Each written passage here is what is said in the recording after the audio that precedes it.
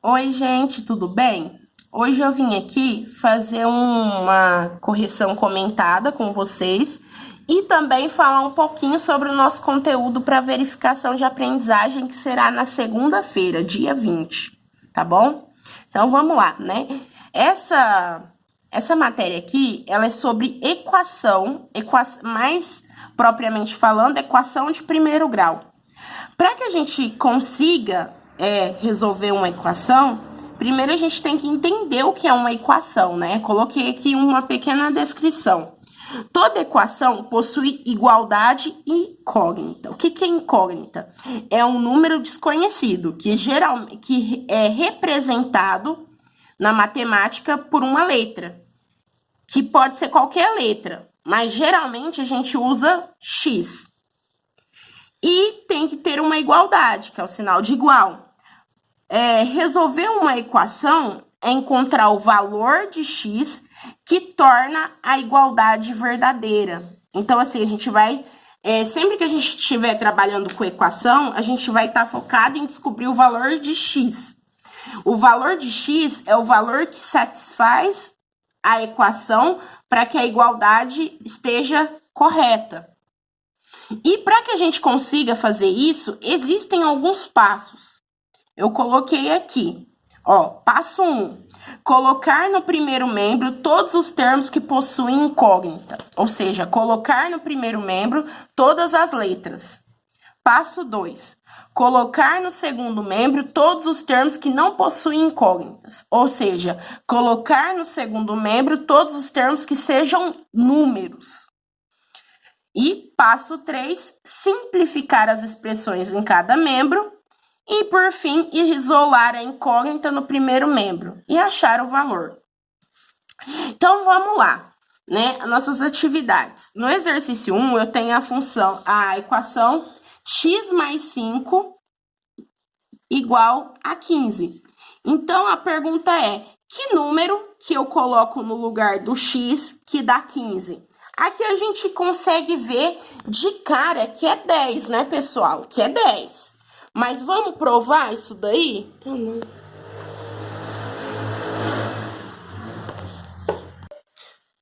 Então, vamos tirar a prova real aí. Então, o primeiro passo é deixar a letra no primeiro membro e o segundo passo é jogar os números para o segundo membro. Então, vamos lá. No primeiro membro, eu tenho x, então eu vou permanecer com esse x, porque ele é letra. No segundo membro, eu tenho 15, que é um número, então eu já deixo ele ali. Quem falta? O 5, o mais 5. Só que quando esse 5 passa para o lado de cá da igualdade, o que acontece com o sinal dele? Ele muda. No caso, ele é positivo, ele vem negativo. Então, x vai ser igual a 15 menos 5, 10. Então, exatamente o que eu tinha falado anterior. X é igual a 10. Se eu coloco 10 aqui no lugar de x, eu tenho 15 igual a 15. No exercício 2, 2x menos 4 igual a menos 4x mais 8. Então, o primeiro passo, jogar todas as letras para o primeiro membro. Aqui eu já tenho 2x. Quem que falta? O 4x. Ele está negativo, quando ele passa para o primeiro membro, ele vem positivo. Então, vai ficar mais 4x. Igual, né? Porque não tem mais letra, então já põe igual. O 8 já estava lá, permanece lá. E quem eu ainda não mexi? No 4. Então, o 4 aqui está negativo, quando ele passa para o segundo membro, ele passa positivo. Então, 2x mais 4x dá 6x. Eu posso somar esse x. Imagine que você tem 2 maçãs e 4 maçãs. Somando elas, você tem 6 maçãs. Então, a mesma coisa é com x. Eu tenho 6x igual 8 mais 4, 12. Agora, vamos lá. O 6x é igual a 12. Mas eu quero saber o valor de x. Então, esse 6 que está multiplicando, ele vai passar aqui embaixo do 12, dividindo. Então, eu vou ter que x é igual a 12 dividido por 6, 2. Então, o valor que satisfaz o x aqui é 2. Alternativa correta, letra A. Pessoal, o exercício 3, eu anulei porque trabalhava alguns conceitos que eu não falei. Então, vamos para o exercício 4. A soma de 3 números consecutivos é 36. Quais são esses números? Gente, uma técnica para fazer isso daqui era vocês somar. Então, cada um tem 3 números. Então, vocês fazem o teste. Na primeira, 5 mais 6 mais 7. Isso daqui vai dar quanto? 5 mais 6 dá 11. Mais 7 dá 18. Então, não é essa. 8 mais 9 mais 10. 8 mais 9 dá 17. Mais 10, 27. Não é essa também. Letra C, 11 mais 12 mais 13. 11 mais 12 dá 23. Com mais 13 dá 36. Então, a nossa alternativa correta é a letra C. Aqui, no momento que vocês encontraram a resposta, fechou. Nem preciso fazer a letra D para saber, tá, pessoal? Porque eu já achei que é a letra C, que é 36. Exercício 5. O esquema mostra uma balança em equilíbrio. Então, é essa balança aqui, ó. Essa balança. Então, eu tenho alguns bloquinhos que eu chamei de M e alguns pesos, né? E essa balança, ela tá em equilíbrio. Então, um lado tá igual ao outro. A primeira pergunta referente à balança é: determine a equação que a balança está representando. Então, vamos primeiramente analisar essa balança. Quantos pezinhos M eu tenho? 1, 2, 3, 4, 5, 6.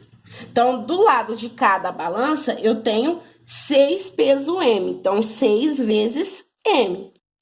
Mais 10, que é o pezinho. Do outro lado da balança, então, põe igual no meio, né? E do outro lado da balança, eu tenho 4 pezinhos M mais 50 gramas, que é um peso. Então, qual alternativa aí melhor representa essa equação? Alternativa A. 6M mais 10 igual a 4M mais 50. Agora, qual o valor de cada bloco? Agora é só a gente resolver essa equação, né? Então, isola a letra no primeiro membro.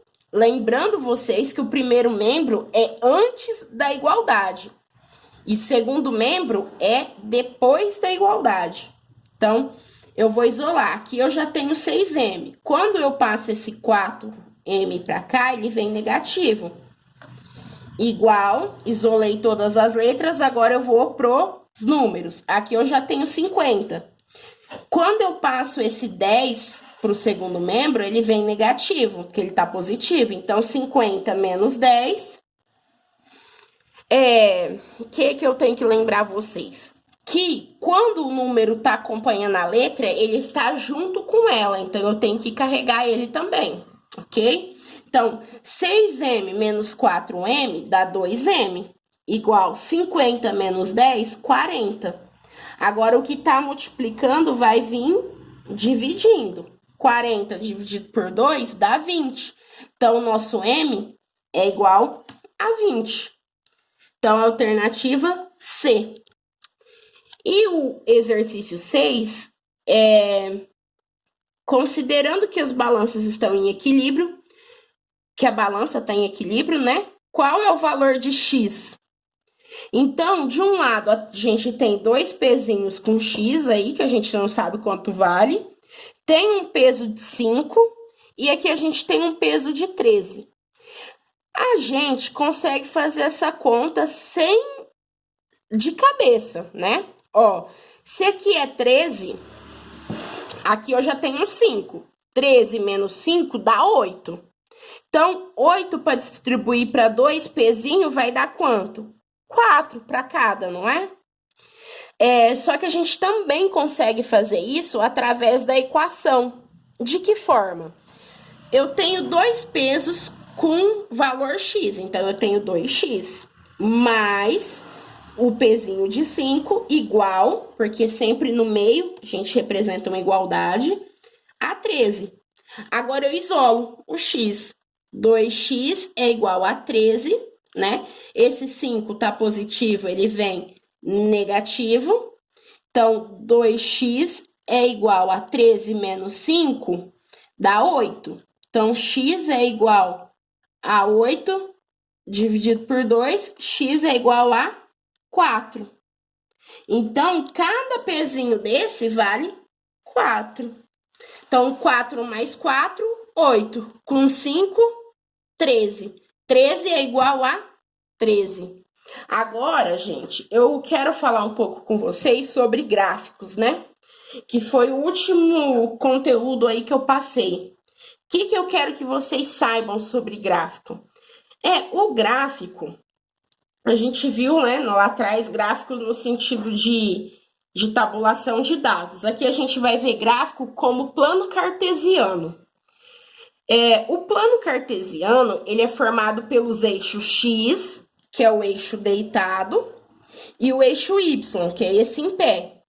O eixo x, ele é chamado de eixo das abscissas, enquanto que o y é chamado de eixo das ordenadas.